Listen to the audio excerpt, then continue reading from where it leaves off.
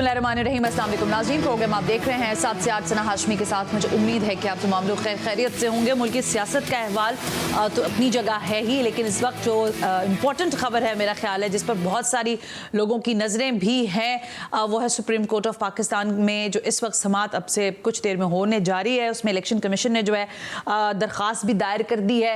ये वही सारे मामलात हैं जिस पर हम तवातुर से बात कर रहे हैं। पिछले प्रोग्राम्स में भी गो के सुप्रीम कोर्ट के वाज़े अहकामात मौजूद हैं कि किसी भी तरह से इलेक्शंस के डिले के ऊपर बात नहीं होनी चाहिए, लेकिन मैं अभी देख रही थी मुख्तलिफ टीवी चैनल्स को और तबसरे और तज्जिए जो थे उसमें बहुत सारी चीज़ें और अबहाम जो है उसका तस्करा हो रहा था। क्लियर इंस्ट्रक्शंस हैं सुप्रीम कोर्ट के कि 8 फरवरी को जो date election commission of Pakistan की जानिब से अनाउंस्ड कर दी गई है उसके बाद इलेक्शन अपने मुकर्ररा वक्त पर होंगे।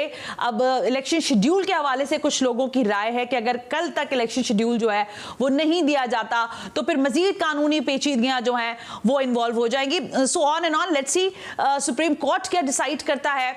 और उसके बाद फिर इलेक्शन कमीशन ऑफ पाकिस्तान ने जिस तरह से लाहौर हाई कोर्ट के फैसले को चैलेंज कर दिया है और उसके खिलाफ आईनी दरख्वास्त लगा दी है, तो अब मजीद क्या कानूनी जाहिर है मामलात आगे बढ़ेंगे। और फिर दूसरा सबसे अहम सवाल ये कि जो 8 फरवरी सन 2024 को इंतखाब का ऐलान हुआ है, आम इंतखाबात की डेट का, उसके बाबत किस तरह का मैकेनिज्म जो है वो देखने को मिलेगा।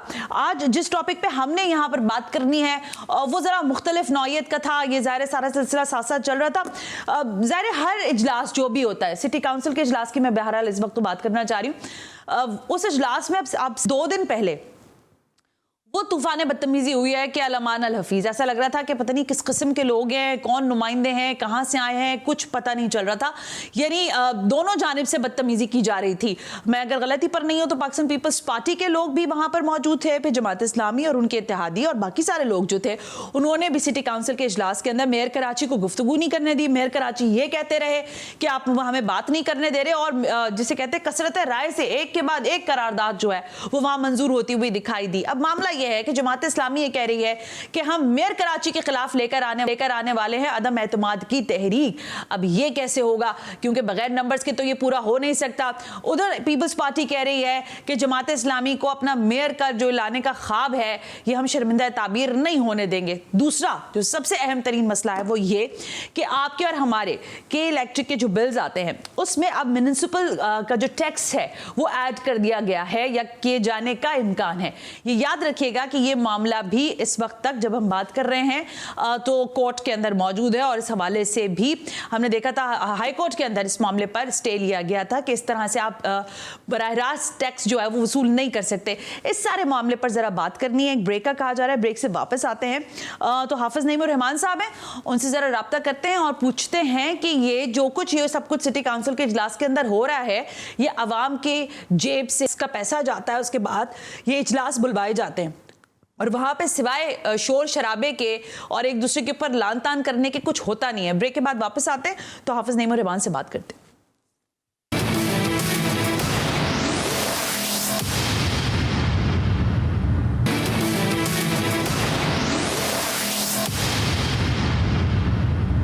देखा आपने मोन्टाज में कुछ थोड़ा सा मैंने आपको मंजर दिखाया है। ये सारे लोग बेंचेस पे खड़े हो गए और बड़ी अजीबोगरीब सूरत हाल थी। बहरहाल सिटी काउंसिल के इजलास को भी हम डिबेट करेंगे। हाफिज नईम उर रहमान साहब मेरे साथ मौजूद हैं, अमीर जमात इस्लामी कराची। हाफिज साहब अस्सलाम वालेकुम, बहुत बहुत शुक्रिया वक्त देने के लिए।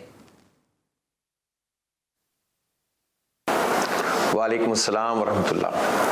हाफिज साहब बहुत सारी बातें आपसे करनी है, लेकिन ज़रा मुझे ये तो बताएं कि ये जो सिटी काउंसिल का इजलास था ये ज़ाहिर मुनक्किद हुआ और फिर तबातुर से हम देख रहे हैं कि इसमें जिस तरह से कार्रवाइयाँ हो रही हैं, लेकिन ये जो तूफ़ान बदतमीज़ी कह सकती हूँ मैं इसको, मतलब एक दूसरे पर चढ़ दौड़ना और इस तरह के अल्फाज थे कि अगर वो मैं शायद अभी लगाती ना तो पूरा मोन्टाज में सिर्फ बी पे बचती रहती। ये क्यों हुआ था, कुछ अंदाज़ा है आपको इस बात का, और पहल किसने की थी? शायद हाँ, वैसे आप जमात इस्लामी वालों से पूछ लेते तो वो सही बात आपको बता देते, बहरहाल मैं बता देता हूँ। देखिए बात यह है कि पिछले जो इजलास रहे उसमें यही सब कुछ हुआ और इन्होंने बजट को एजेंडे पे नहीं रखा। हमने हमने इनसे कहा कि हम चलाना चाहते हैं इस काउंसिल को, हम शहर कराची की एक काउंसिल है और इसका तासुर ख़राब होगा तो इस शहर का तासुर ख़राब होगा और सबका तासुर ख़राब होगा। इन्होंने कहा ठीक है, बैठकर बात कर लेते हैं। बैठकर बात की तो ये तय हुआ कि बजट को इजलास में लेकर आएंगे। इसी तरह से जो करारदादें हमने पेश की हुई हैं वो भी आएंगी, जो पीपल्स पार्टी की हैं वो भी आएंगी। जिस पर इत्तेफाक होगा इत्तेफाक हो जाएगा, जिस पर इख्तलाफ होगा इख्तलाफ हो जाएगा। लेकिन उन्होंने फिर ये किया कि इस इजलास में बजट लेकर नहीं आए और फिर उसके साथ साथ ये काम किया कि अपनी मर्जी की कुछ करारदादें बना ली। और ये जो के इलेक्ट्रिक वाली करारदाद थी ये तो मौजूद ही नहीं थी एजेंडे में, पिछले इजलास में निकाल दी गई थी। लेकिन जब वहां हम पहुंचे तो इन्होंने ये करारदाद की कॉपी दे दी कि जनाब ये करारदाद पेश की जा रही है। तो मैं समझता हूं कि ये ज्यादती है कि जब आपसे एक बात हो गई थी और हमने तमाम तर इख्तलाफात के बावजूद, और मैंने जो वहां पर काउंसिल में तकरीर की वो भी यही की कि हमारे तहफ़्फ़ुज़ात अपनी जगह जो मेयर के इलेक्शन के हवाले से हैं, लेकिन हम मामले को आगे बढ़ाना चाहते हैं। मैंने पॉजिटिवली वहां पर सारी बातें की।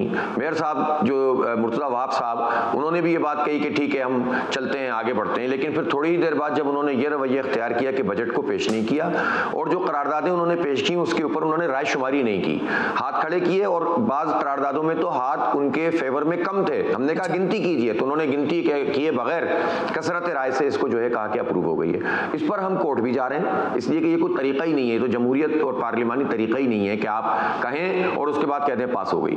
तो लेकिन साथ साथ फिर अब हमें इस नतीजे में भी पहुंचे हैं कि हमें एक तैयारी करनी चाहिए और हम कर रहे हैं कि हम अदम एतमाद की तहरीक लाएं। हमारी अक्सरियत मैं आ रही हूं, मैं 1 मिनट। उस अक्सरियत को उन्होंने अक़लियत में तब्दील किया था, उन्होंने लोगों पर दबाव डाला था और उन्होंने पूरी तरह से अपनी हुकूमती ताकत को इस्तेमाल किया था। मैं ये सवाल करती हूं आपसे हाफिज साहब, मैं आपसे ये सवाल जरूर करती हूँ, लेकिन मुझे जरा ये बता दें, शायद आपको लगे कि मैं बार बार तकरार से ही सवाल कर रही हूँ, लेकिन ये जरूरी है।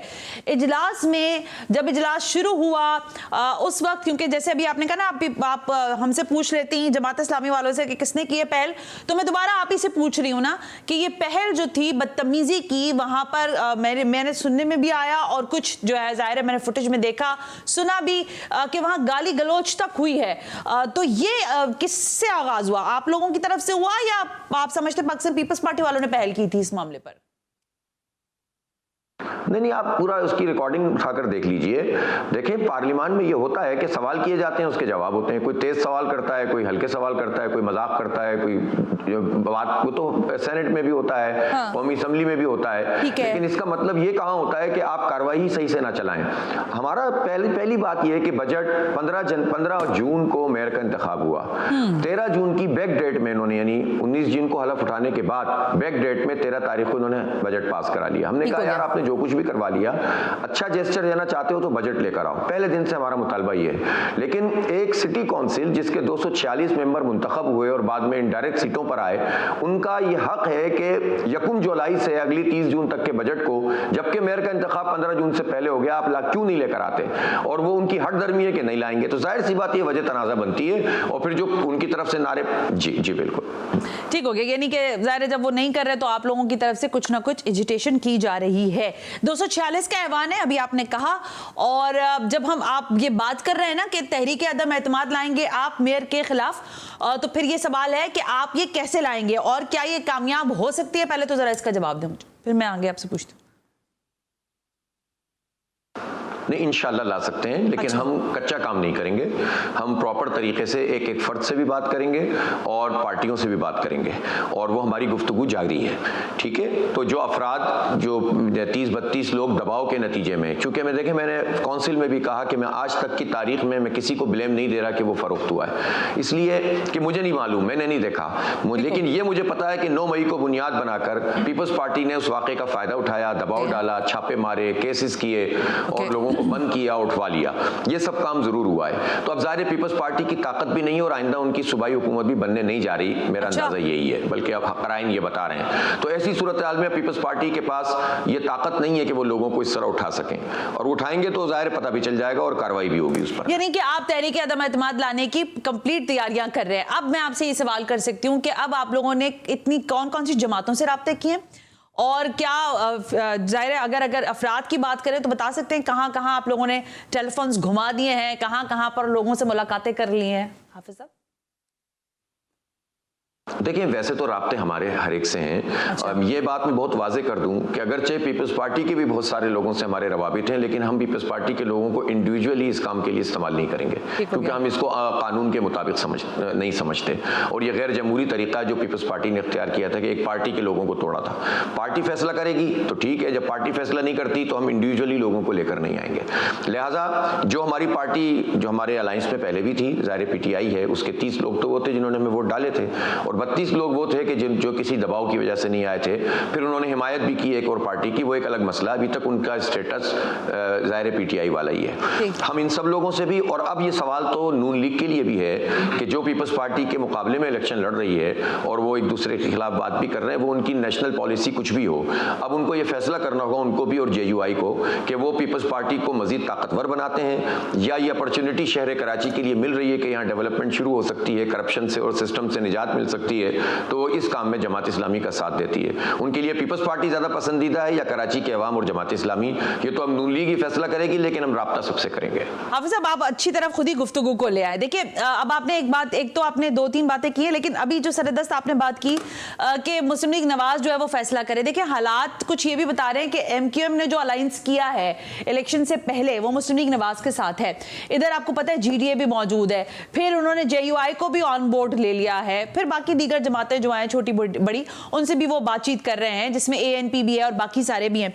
अगर मुस्तकबिल में MQM पाकिस्तान जो है वो इस पोजीशन में आ जाती है कि वो शहर का होल्ड या वजीर आला जैसा वो क्लेम कर रहे हैं कि हम लेकर आ जाएंगे, तो जमात इस्लामी तो फिर आइसोलेट हो जाएगी, फिर आपको उन्हीं से बात करनी पड़ेगी।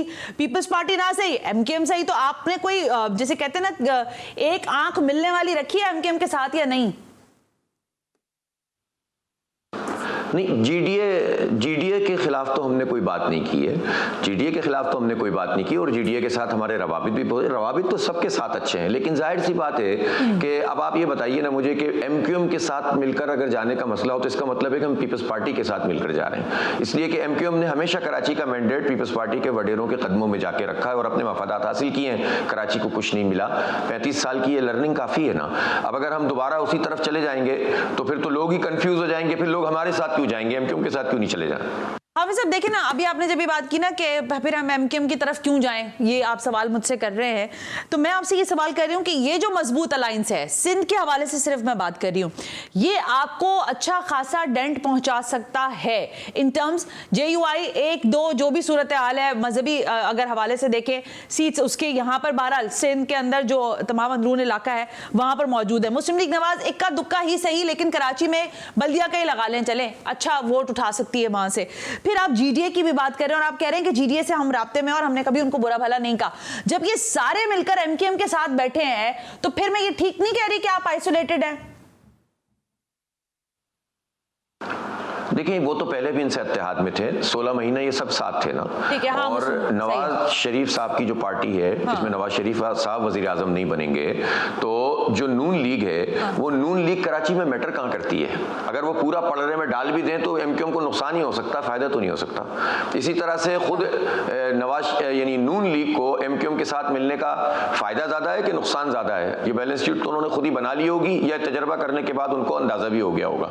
इसलिए मैं नहीं समझता कि ये कोई नेचुरल अलायंस है, ये सिर्फ दिल पेशावरी के लिए अच्छा है कि कहते हैं ना कि जहां हमारा अलायंस हो गया। जी जी, दिल पेशावरी के लिए अच्छी चीज है, आप ये कह रहे हैं ना। चले मैं इस मामले को जरा आगे के लिए रख देती हूँ। मुझे जरा ये बताएं कि ये जो म्युनिसिपल टैक्स की वसूली है वो कई के बिल के अंदर लगाकर बात की जा रही थी। पिछले दिनों भी आपको याद है किस पर हुई और फिर ज़ाहिर फिर इसके हवाले से पिटीशन भी दायर की गई।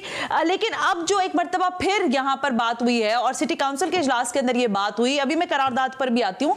आपको इसमें क्या मसला लग रहा है कि क्यों नहीं ये टैक्स वसूल किया जा सकता? क्योंकि अगर टैक्स वसूली नहीं होगी तो शहर का इंफ्रास्ट्रक्चर आपके सामने, हाफिज साहब आप तो खुद इतनी बातें करते हैं इस इंफ्रास्ट्रक्चर के हवाले से। अच्छा, पहली बात तो ये है कि कई कोई ऐसा इदारा नहीं है कि जो सारे टैक्स जमा करने की का जो है ना वो एंटाइटल्ड हो। बल्दियाती इदारों को बल्दियाती टैक्स वसूल कर, हमें टैक्स वसूल करने पे तो एतराज़ नहीं है, हमने तो एतराफ़ वाज़े किया, हमें सिर्फ केई के जरिए टैक्स वसूल करने पर एतराज़ है। और ये एतराज़ इसलिए है कि खुद केई 5.7 अरब रुपए का नादहिंदा है KMC का। एक इदारा जो पहले ही आपका नादहिंदा हो, आप उसको टैक्स वसूली की तरफ कैसे ले जा सकते हैं? नंबर 1। केई बेशुमार क्लेम्स करता है KMC के ऊपर ऊपर तनाज़ा है और ये तनाज़ा रिजॉल्व नहीं हो रहा, केसेस मुख्तलिफ वक्तों में होते रहे। एक ऐसी पार्टी जिसके साथ आपके फड्डे बने हुए हैं, तनाज़ा बना हुआ है, आप उसके साथ एक मामला करेंगे तो वो पैसे हमारे पास आएंगे कि भी नहीं आएंगे। और केई का जो ट्रैक रिकॉर्ड है वो तो पैसे वापस ही नहीं करते। वो 177 अरब रुपए के नादहिंदा हैं सुई गैस के, वो 662 अरब रुपए के नादहिंदा हैं एनटीडीसी के, वो 50 अरब रुपए के नादहिंदा हैं कराची के अवाम के क्लॉबैक के। एक नादहिंदा जो एंटिटी है उसको आप केएमसी का टैक्स भी दे दें, तो अव्वल तो हम इस बात के हक में हैं कि टैक्स वसूल करें, लेकिन इसके हक में नहीं है कि केई को दें। दूसरी बात यह है कि ये तो तरीका ही नहीं है। आप मेयरशिप इंशाल्लाह हमारे पास आएगी, यही केएमसी होगी, यही टैक्स होगा, यही वसूली होगी, इंशाल्लाह हम करेंगे। हमने करके दिखाया। जो एमक्यूएम और पीपल्स पार्टी के लोग जो टैक्स जो एडवर्टीजमेंट का और फलां का और प्रॉपर्टी का वसूल नहीं करते थे, या 1/3 आता था और बाकी जेबों में जाता था, नेमतुल्लाह खान के जमाने में हमने 3 गुना 4 गुना 5 गुना टैक्स जो है एक साल में बढ़ाकर दिखाया था।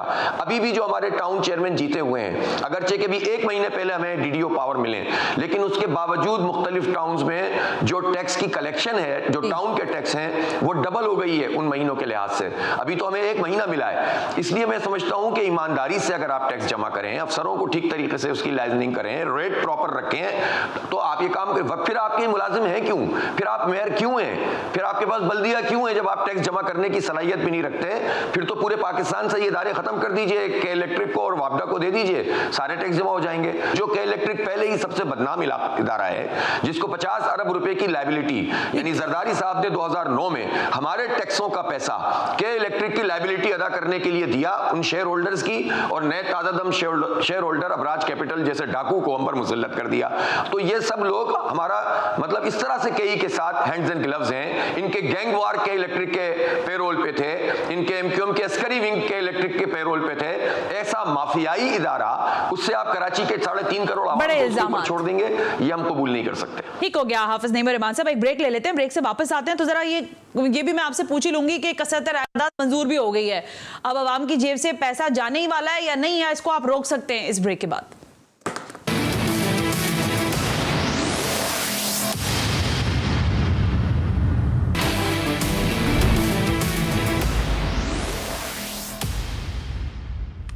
वेलकम बैक नाज़रीन, हम ब्रेक पर थे और आपको मालूम है कि इस वक्त हम बात करें हाफिज नईम रहमान साहब से, और अभी बात यहाँ तक ही पहुंची है कि म्युनिसिपल टैक्स की वसूली कैसे मुमकिन है। हाफिज नईम साहब के जो हैं, हाफिज नईम रहमान साहब के वो तहफ़्फ़ुज़ात बहरहाल बरकरार हैं। वो कह रहे हैं कि कोई खाली तो इदारा नहीं रह गया, बाकी और भी तरीके हो सकते हैं। लेकिन सर, ये जो कसरत राय से ये करारदाद मंजूर हुई, इस मंजूरी के बाद मैं थोड़ा परेशान हूँ और बाकी सारे लोग भी मेरे जैसे परेशानी होंगे कि अगर केई के बिल में म्युनिसिपल टैक्स लगकर आ गया तो जहां हम 1000 टैक्स अदा कर रहे हैं वहां फिर हमें केएमसी का टैक्स भी देना पड़ेगा। तो इस दौरानिये में आप क्या कर रहे होंगे? उसको तो हम चैलेंज कर रहे हैं। पहली बात तो यह है कि इस करारदाद को कसरत राय से ये मंजूर नहीं हुई है। इन्होंने हाथ खड़े किए और गिनती किए बगैर इन्होंने जो है वो इसको कहा कि ये मंजूर हो गई है, पहली बात। दूसरी बात ये है कि ये सब जुडिस मसला है, इस पे स्टे मिला हुआ है हाई कोर्ट से हमारी पिटीशन पर। इसको तो वैसे भी करारदाद इनको लानी नहीं चाहिए थी, बात हमने वहां पर कही थी, लेकिन उन्होंने करारदाद लाई और करारदाद में रायशुमारी नहीं की। ये हार गए थे इस करारदाद में, लेकिन इन्होंने जबरदस्ती कह दिया हमने मंजूर कर लिया। तो ये वो चीजें हैं जिसकी वजह से हमने कहा कि अब अदब एतमाद ही कराची के लोगों के लिए कुछ कर सकती है, इसलिए कि कब्जा मेयर साहब तो कुछ करने की सलाहियत नहीं रखते। अच्छा हाफिज साहब, ये बताएं ना कि आप तो कह रहे हैं कि ये ज़ाहिर सब जुडिश मैटर है, ये मुझे भी पता है, मैंने बात भी की अभी इस पर, लेकिन जब आप अदालत में जा रहे होंगे और मैंने भी जैसे कहा फिर ये वही बात आ जाती है दोबारा जब ये सारी प्रैक्टिस हो रही होगी ना कि यानी आपने अदालत में पिटीशन लगानी है और आपने कहना है कि ये नहीं होना है, इस दौरान जो बिल्स होंगे वो आवाम के घरों तक पहुंच चुके होंगे, तो जब उनके पास से पैसा निकलना ही है तो फिर आपकी इस प्रैक्टिस को फिर क्वेश्चन नहीं किया जाएगा कि आप तो लड़ते रहेंगे, लेकिन जो करने वाला काम वो तो हो गया, पीपल्स पार्टी ने कसरत राय से मंजूर भी कर लिया, और शायद अगर जब तक कोई इस तरह की हेयरिंग की डेट नहीं पड़ती जब तक वसूलियां भी शुरू हो जाएंगी। इसीलिए तो अदम एतमाद ला रहे हैं। और दूसरी बात यह है कि जो मुर्तज़ा वहाब साहब ये फरमा रहे हैं कि 4-5 अरब रुपए आ जाएंगे तो कराची का भला हो जाएगा, ये 15 साल से बरसर इक़्तिदार पार्टी है। मुर्तज़ा वहाब साहब की ज़ात से तो मुझे कोई मसला नहीं है ना, ये तो एक प्रोसेस के ज़रिए से पीपल्स पार्टी की तरफ से आए हैं कब्जा करके, इसलिए मसला है। तो ये बताएं ना कि वो पीपल्स पार्टी 15 साल में कराची के हक पे क्यों डाका मारती रही है। 2008 से लेकर आज तक ये जो 15 साल हैं, इन 15 साल में जो हमारा इन ल्यू ऑफ ऑक्ट्राय पैसे मिलने चाहिए थे वो 76% शेयर होता था 30 जून 1999 को। जब ये 18वीं तरमीम हुई थी तो ये तय हुआ था कि उस शेयर के मुताबिक कराची को ओजीटी में पैसे मिलेंगे। पहले वो 76% मिलता था, अब 20% मिलता है। ये पैसा किसने खाया है? हमारा, ये पीपल्स पार्टी ने खाया है। तो ये वो जो सैकड़ों अरब रुपए बनते हैं वो तो दे नहीं रहे हमें। जो हमारी ड्यूटी बनती है एक इंफ्रास्ट्रक्चर की वो 1.2% है इंपोर्ट का, जो तकरीबन $1 बिलियन कम से कम बनता है, 300 अरब रुपए तकरीबन। ये 300 अरब रुपए अपनी हुकूमत से लेकर हमें नहीं दे सके और ये 5 अरब रुपए के लिए के इलेक्ट्रिक के हवाले कर रहे हैं, तो इसलिए हम इसके खिलाफ हैं। तो ये सिर्फ कार्रवाई डालने वाली बात है और हमने कोर्ट में केस हमने किया हुआ है, रोका हुआ है इनको इस काम से और रुके रहेंगे इंशाल्लाह। अच्छा हाफिज साहब, जरा हम बात कर लेते हैं जो सिनेरियो डेवलप हो रहा है इलेक्शन का। देखिए, पाकिस्तान पीपल्स पार्टी को एमकेएम पाकिस्तान, जो अभी हम पिछली शायद ब्रेक से पहले भी बात कर रहे थे, जो अलायंस एमकेएम ने बनाया है, इससे ऐसा लगता है कि पाकिस्तान पीपल्स पार्टी को वो अच्छा खासा कॉर्नर कर सकते हैं। और वो तो क्लेम कर रहे हैं कि वजीर आला भी हमारा होगा। फिर उन्होंने ये भी कहा कि वजीर आजम बनने से पहले ही हमने लोगों को बता दिया है कि हमारी ये डिमांड, चार्टर ऑफ डिमांड जो है वो उन्होंने पेश कर दिया है। मैं ये जानना चाह रही हूं कि इस अलायंस के बाद जो आपकी पोजीशन है सिंध के अंदर, कराची के अंदर, वो कैसे कमांड कीजिएगा? क्योंकि फिर आप बहुत ज्यादा, आई एम सॉरी, लेकिन वो सीट्स तो आप नहीं ले पाएंगे। एमकेएम तो क्लेम कर रही है, पीपल्स पार्टी भी अपनी तरफ से बहुत सारा कुछ क्लेम कर रही है, लेकिन आपकी जो अवेलेबल या आपकी जो पेपर पर जो आपकी अभी तक नंबर्स हैं, उसमें कहीं आप लगता नहीं है कि आप शायद चेज भी कर सकें इनके करीब करीब भी। एमक्यूएम पीपल्स पार्टी तो एक ही जैसी बातें करती हैं, उनका तो हदफ ही जमात इस्लामी है ज़ाहिर है, और सब इत्तेहादी भी हैं, ये अमलन तो ये इत्तेहादी हैं, और ये तो सिर्फ इलेक्शन के मौके पर ज़रा सा होता है, दिखाने के लिए एक दूसरे के खिलाफ बयान देते हैं, इलेक्शन के बाद एक हो जाते हैं, और इसीलिए एमक्यूएम चल नहीं पा रही ना, लोग नहीं आ रहे इसकी तरफ। अच्छा हाफिज साहब, एक तो सवाल भी हो सकता है, तबसरा भी पिछले दिनों मेरे प्रोग्राम में मैंने बात भी की थी इस हवाले से। आपने कहीं कहा कि बाइकॉट फैक्टर जो है जब वो उठता है तो फिर एमक्यूएम क्या और एमकेएम पाकिस्तान क्या और इसके वोट्स क्या, इनका शिराजा बिखर जाता है। तो कहने वालों ने कहा कि कल के जो बुरे लोग थे, यानी बानी एमकेएम और लंदन के हवाले से जो बात हो रही थी, उन्होंने कहा कि ये तो हाफिज नईम और रहमान साहब को शुक्र अदा करना चाहिए। मुस्तफा कमाल साहब ने मेरे प्रोग्राम में भी ये बात की, उन्होंने कहा कि इनको शुक्र अदा करना चाहिए कि आज वो हालात नहीं है, यानी आप बाइकॉट फैक्टर का इंतजार कर रहे हैं और वो आज आपको अच्छा लगने लगा है एमकेएम की नफरत में। अच्छा, एक बात तो मैं ये बताऊं आपको कि खुद ही सवाल उन्होंने गढ़ लिया और खुद ही जवाब दे दिया हो, तो मुझे पता नहीं, मैंने पूरा प्रोग्राम नहीं देखा, लेकिन एक बात तो ये कि मैंने कभी भी ये बात नहीं कि वो बाइकआउट होगा तो उससे हमें फ़ायदा होगा। हम तो कराची के अवाम के साथ खड़े हुए हैं, अवाम ने हमें वोट डाले हैं। बाइकआउट तो ये करके भाग गए थे, वो लंदन वालों ने नहीं बाइकआउट किया था, बाइकआउट तो इन्होंने किया था और ये भाग गए थे, वरना लड़ते ना बल्दियाती इलेक्शन अगर इतना दम था तो। और अभी मलिर कैंटोनमेंट में इलेक्शन हुआ ना, बाई इलेक्शन, 25 वोट लिए थे इन्होंने पिछली मरतबा, इस मरतबा अल्हम्दुलिल्लाह बंदे ही नहीं खड़ा किया कि वो 25 भी नहीं मिलने थे इनको, और अल्हम्दुलिल्लाह हमने पीपल्स पार्टी को हराया और एक और पार्टी को हराया। तीसरे नंबर पर पीपल्स पार्टी आई, पहले नंबर पे हम थे। मलिर कैंटोनमेंट बोर्ड की बात कर रहा हूँ मैं, अभी हुआ है ताज़ा, 1 महीना पहले, 1 महीना नहीं हुआ। तो इसलिए एमक्यूएम जो है, मैंने ये बात कही थी, मैं दोबारा अर्ज कर देता हूँ कि एमक्यूएम जितनी भी मेहनत कर ले, जितने भी पैसे इनको दे दिए जाएं, दिलवा दिए जाएं, और जितना भी इनको जोड़ तोड़ कर दिया जाए, एक तो ये फटा हुआ सुराख ज़दा गुब्बारा है, इसमें जो हवा भरने की कोशिश करेगा हवा तो भरेगी नहीं, फेफड़े ख़राब हो जाएंगे। तो ये सबक अब सबको मिल गया है, चूँकि पब्लिक ओपिनियन पोल जितने भी कोई लोग भी करवा रहे हैं, जो लोग भी इनको लाना चाह रहे थे, उन्होंने पिछले दिनों डांट डपट भी की है मेरी मालूमात के मुताबिक, और उन्होंने कहा है कि भाई 5-5 हज़ार वोट नहीं है तुम्हारे एक एक हल्के में, तो कहाँ से तुम आओगे, कुछ करो। लेकिन ये कुछ करने की पोजीशन में ही नहीं रहे। इनको 1% लोग भी वोट डालने के लिए तैयार नहीं है। 45-50 साल के तक के 40-45 साल तक के लोग तो इनसे कनेक्ट ही नहीं करते। जो उससे ज़्यादा के लोग हैं, मैंने ये कहा था कि उनमें से आधे से ज़्यादा तो लंदन वालों के साथ हैं, तो इनको वोट कौन डालेगा? इसलिए इस पर थोड़ा सा ये परेशान हो जाते हैं। एमक्यूएम को वोट नहीं पड़ेंगे, एमक्यूएम के साथ लोग नहीं हैं। एमक्यूएम ये फिजल आउट होने जा रही है, इलेक्शन से भागने की कोशिश कर रहे हैं। अब इन्होंने बयान देने शुरू कर दिए कि अगर थोड़ा सा आगे बढ़ जाए इलेक्शन तो क्या है। ओ भाई लड़ो ना, आओ मैदान में आओ, लड़ो।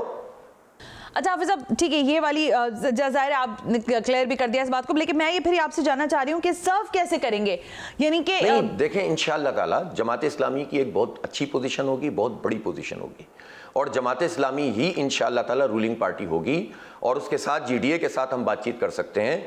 और भी और लोगों के फैक्टर्स होते हैं बहुत सारे कि जो अभी सामने आएंगे, उनके साथ हम बातचीत कर सकते हैं। अल्लाह ने चाहा तो सूबा सिंध की किस्मत बदलेगी, ऐसा तो नहीं है कि लिखा। वैसे तो ये बहुत आसानी से हो जाता अगर एमक्यूएम पीठ में छुरा ना घोंपती पीपल्स पार्टी और नून लीग के साथ मिलकर। हमारी 17 सूबाई असम्बली की सीटें बढ़ जाती हैं अगर 1.5 करोड़ गिनती पे ये शब खून ना मारते, और हमारी 9 कौमी असम्बली की सीटें बढ़ जाती। ये शादियाने बजा रहे हैं कि हमने 70 लाख वोट रिकवर कर लिया। अरे भाई 1 करोड़ 60 लाख तो पहले थे, सिर्फ ग्रोथ रेट लगाते और मर्दमशुमारी करते भी नहीं तो 1 करोड़ 95 98 तो वैसे ही हो रहे थे। तो आपने क्या कमाल किया? तो आपने तो इन लोगों के साथ मिलकर कराची को फिर धोखा दिया, फिर छुरा घोंपा। तो अब वरना तो ये सीधा सीधा कराची से ही वजीर आला बन जाता। लेकिन बहरहाल जो कुछ भी है, अब अल्लाह ने चाहा तो इंशाअल्लाह ताला जमात इस्लामी का ही रोल होगा। एमक्यूएम को वोट नहीं मिल रहा है, ये मैं आपको बता रहा हूं। ठीक हो गया हाफिज साहब, लेकिन मैंने अभी जो सारा आपके सामने नक्शा खींचा कि ये सारी बात हुई, तो जितने बैनर्स आपके लगे हुए हैं, जितना आप लोगों ने तशहीरी मुहिम चलाई, और फिर आप क्लेम कर रहे हैं कि फिर दोबारा भी मैं बात भी करती हूँ इस पर तहरीक अदम एतमाद की, लेकिन ये बात कही गई कि अगर आज वो हालात होते, यानी पुरानी वाली एमक्यूएम वाले हालात होते, तो फिर आप यहाँ ना होते, आप तो ऊपर होते। तो आपको आज जो स्पेस मिली हुई है, इसका शुक्रगुजार होना चाहिए आपको।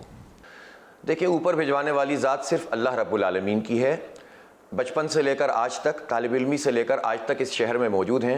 मेरे बहुत सारे साथी इन लोगों ने कत्ल कर दिए, जिन्होंने कहा था ना कि कत्ल तो हमारा सिग्नेचर है, हमारा सिग्नेचर अगवा बराए तावान तो है, लेकिन हमारा सिग्नेचर फैक्ट्री जलाना नहीं है। ये मुस्तफ़ा कमाल साहब ने कहा था। तो और ये सब चीज़ों में शरीक भी थे ना, हर वक्त पार्टी के लीडर तो यही थे, डिफेंड तो कायदे तहरीक को यही करते थे, गालियां देने लगते थे टीवी पर जब उनके खिलाफ कोई बात होती थी। तो बात यह है कि हमने तो और हमारे साथियों के बड़े लाशें उठाएं। अल्लाह ताला को हमें महफूज रखना था तो हम इस शहर में रहे, हम भागे नहीं। हमने मलेशिया में होटल नहीं खोले, हम बैरिया टाउन में मुलाजमत करने नहीं पहुंचे, हम दुबई नहीं पहुंच गए थे, हम मौजूद थे पूरी इनकी फिस्तायत, फसायत और ताकत के बावजूद। अल्लाह ताला को मंजूर था, हम यहाँ पर मौजूद थे और अपने हिस्से का काम कर रहे थे, तहरीक चला रहे थे, जद्दोजहद कर रहे थे और मुकाबला कर रहे थे। और आज भी अल्लाह ताला ने जब तक जान महफूज रखी है तो कोई नहीं मार सकता। इस ईमान के साथ हैं, हम भागने वाले लोग नहीं है। जो भागे थे उनको बताना चाहिए वो क्यों भागे थे। जाहिर है कि पैसों का मामला था, और तो कोई मामला था भी नहीं। ओके, अच्छा चलें, अब मुझे आखिरी 2 सवाल के जवाब दे दीजिए। मुझे ये बताएं कि अदम एतमाद की तहरीक आप किस तारीख को, किस दिन ला रहे हैं? इस साल ला रहे हैं, अगले साल ला रहे हैं? वो तो हम अपने हिसाब से लाएंगे, इतना कच्चा तो आप नहीं समझे ना हमें। हम भी हिसाब किताब से चलेंगे इंशाल्लाह, और दोनों खुशखबरियां कराची और सिंध के आवाम को साथ ही देंगे इंशाल्लाह। Well, thank you very much, बहुत बहुत शुक्रिया हाफिज नईम रहमान हमसे बात करने के लिए। मसाइल आपके सामने हैं, कराची में बनने वाले अलाइंसेस, और फिर जाहिर है फिर जमात इस्लामी अपना क्लेम करती है, बाकी सारी जमातों के अपने अपने तहफ़्फ़ुज़ात और हालात आपके सामने हैं। लेकिन शहर के हालात को बेहतर करने के लिए जब म्यूनिसिपल काउंसिल का इजलास होता है, यूनियन काउंसिल्स के इजलास हो रहे हैं, तो इसके अंदर बहुत ज़्यादा ज़रूरी है कि यहाँ पर कोई कॉन्क्रीट बात हो। ये नारे, शोर, हंगामा, एक दूसरे के साथ गुत्थम गुत्था, गाली गलोच, मेरा ख्याल है इससे परहेज करने की शायद सबसे पहले जरूरत है। आज के प्रोग्राम का मैसेज तो यही है। सना हाशमी को इजाजत दीजिए, अल्लाह हाफिज।